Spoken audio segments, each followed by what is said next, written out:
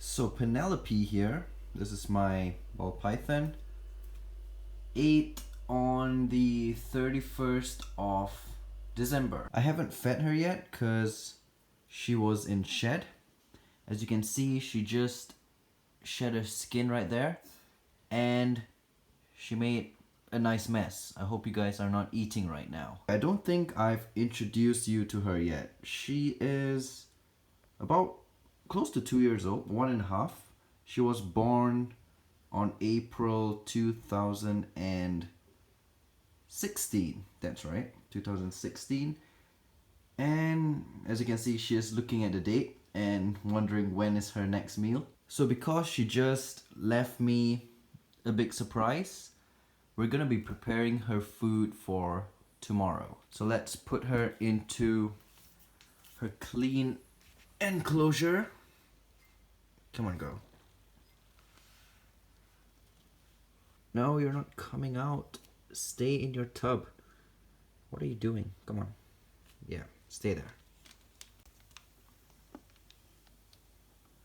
So I think I've only showed you guys once in my animal room. There is this corner and there's a freezer here. And in this freezer is where all the good stuff are. Mice and rats. Yep, frozen rats. High in protein, high in calcium. There's frozen quails as well. This is what my corn snake eats.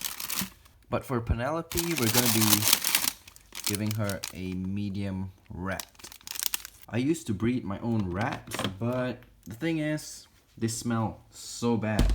And it's just extra commitment, and it's just, yeah, not something I like doing. So I'm just buying frozen rats, which is so much easier. I can just buy a bunch. I'll buy 10 and just stock them in the freezer and just forget about them. Now there are so many ways that you can defrost frozen rats. I mean, obviously you want to defrost them because you don't want your snake to eat. Well, would you want to eat frozen food? No. So you're gonna have to defrost them, and there are literally a lot of ways to do it. Some people will just take the rat out of the plastic and toss them into hot water. I don't do that because you have the risk of cooking the rat, and you don't want that to happen. Snakes can't eat cooked food, so yeah. And also, if you toss rats in just water and water touches them, bacteria is gonna grow, so that is never a good thing. So what I do is I get another plastic bag, put the rat in it.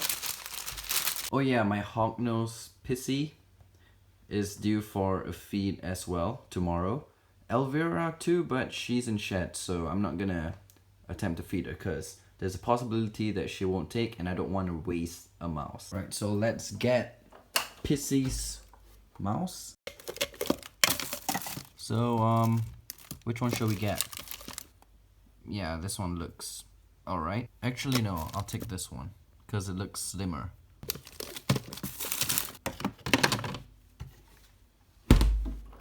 I know some of you guys wouldn't like the looks of this, like frozen animals in the freezer, but that's the reality is when you want to keep snakes. So once the plastic bag is nice and tied up, we'll go into the fridge where I'll just put it here.